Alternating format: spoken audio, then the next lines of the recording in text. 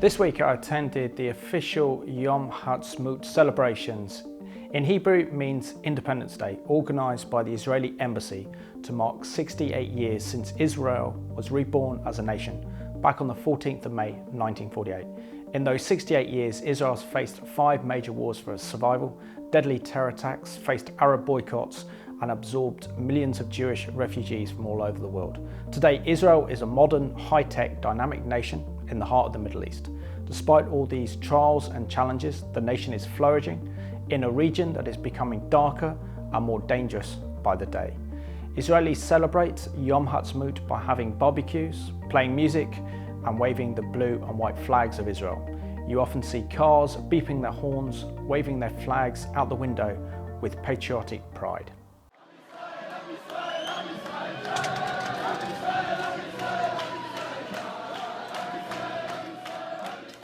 The days leading up to Yom Ha'atzmaut are somber and reflective, as the nation remembers and honours those 6 million precious Jewish lives that were murdered by the Nazis on an industrial scale in World War II. This day is known as Yom HaShoah, and at 10 a.m. there is an air raid siren that goes off and the entire country comes to a halt. And people stop their cars in the middle of the motorways, get out to observe a minute silence.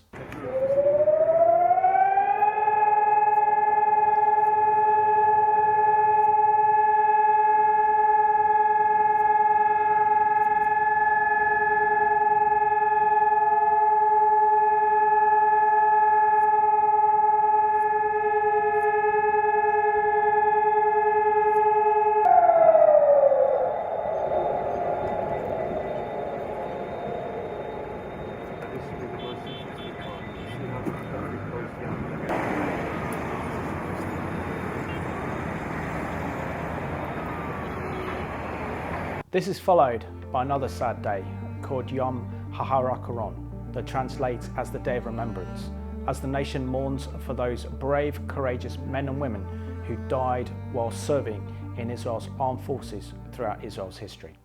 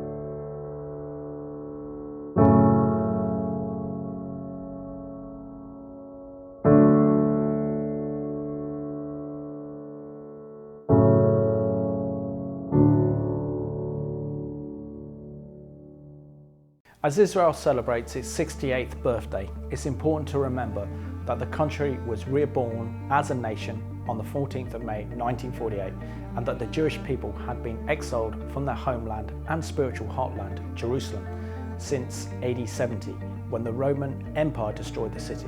The Jewish people for over 2,000 years have longed to return to Zion and be reunited with their eternal city, Jerusalem. I can remember an interview I did with the then Israeli Deputy Foreign Minister Danny Ayalon back in 2012. The Jewish state's been established since 1948.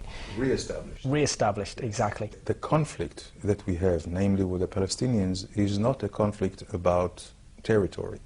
Had it been a territorial conflict, it would have been solved long ago, as there were far-reaching generous offers by various Israeli governments to the Palestinians.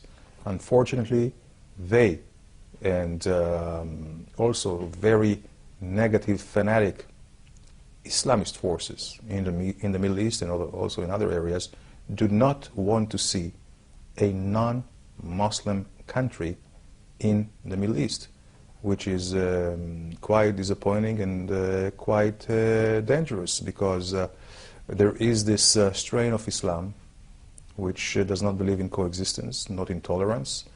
They do not respect minorities, nor do they respect somebody who's different than them. So what they do to support their aggressiveness is twisting and distorting history by negating everything that the Bible tells us, by negating everything that history tells us, which is also concretely proven by all the archaeological artifacts that we find in Jerusalem, in the city of David, in the Moriah and the Zion Mountains, in the Galilee, everywhere else.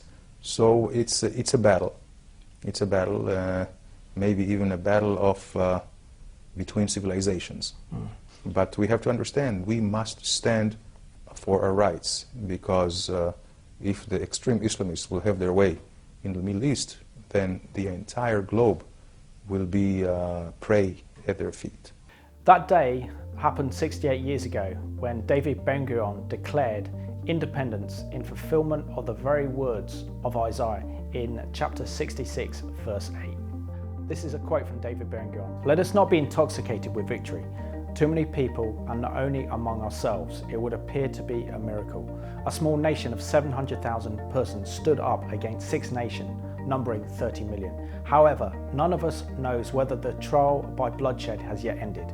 The enemy forces in the neighbouring countries and in the world at large have not yet despaired of their scheme to annihilate Israel in its own land, or at least to prepare the way its borders.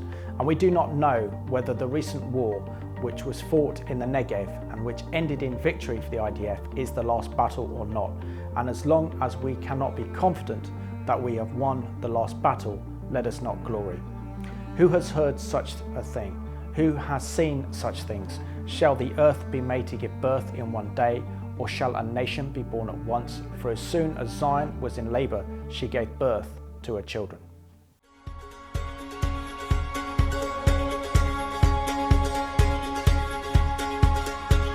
ב-29 בנובמבר 1947 קיבלה עצרת האומות המיוחדות החלטה המחייבת הקמת מדינה יהודית בארץ ישראל.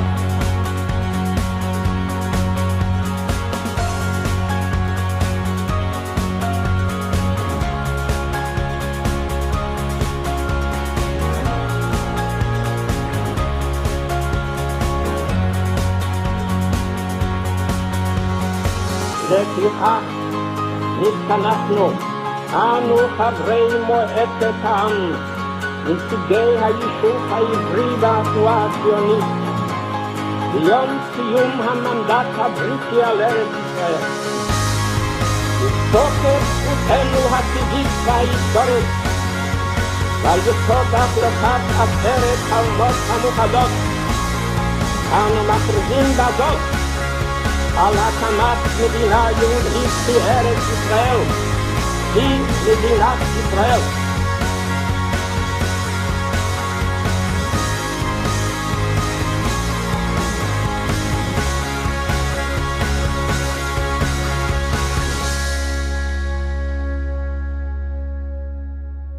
The day after, Israel applied to join the United Nations, but it would be the UN Security Council in New York that would decide Israel's fate, whether Israel would be allowed to join the family of nations once again. It was the United Nations Security Council that the United States voted in favour of re-establishing the State of Israel. This was despite the fact that US President Truman's entire national security team and the State Department was reluctant to recognise Israel as a state. This is the statement issued by the White House at the time. This government has been informed that a Jewish state has been proclaimed in Palestine, and recognition has been requested by the provisional government thereof. The United States recognises the provisional government as the de facto authority of the State of Israel.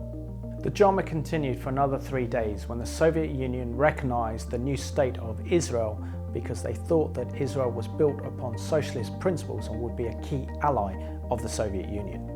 This was followed by Czechoslovakia, Yugoslavia, Poland, Uruguay until the end of 1948 when 21 member states of the UN recognised Israel. Sadly, Britain abstained from recognising the State of Israel, which was a truly shameful act. Another 33 countries recognised Israel in the following year, in 1949, and by the end of that year, 54 of the world's 86 countries at the time had diplomatic ties with Israel. And today, 68 years later, Israel has diplomatic relations with 158 of the UN's 193 states. It has 79 embassies abroad, 22 consulates, and 6 special missions. 86 countries maintain embassies in Israel. Happy birthday, Israel, and in Hebrew, Yom Holedet. Israel, as a reborn nation at 68, is a beacon of light and freedom in the Middle East. Israel is a dynamic and vibrant nation, which is the only true democracy in a region that has freedom of press and freedom of religion, and is the world's leader in startup nations, meaning that Israel is leading the world in science and technology.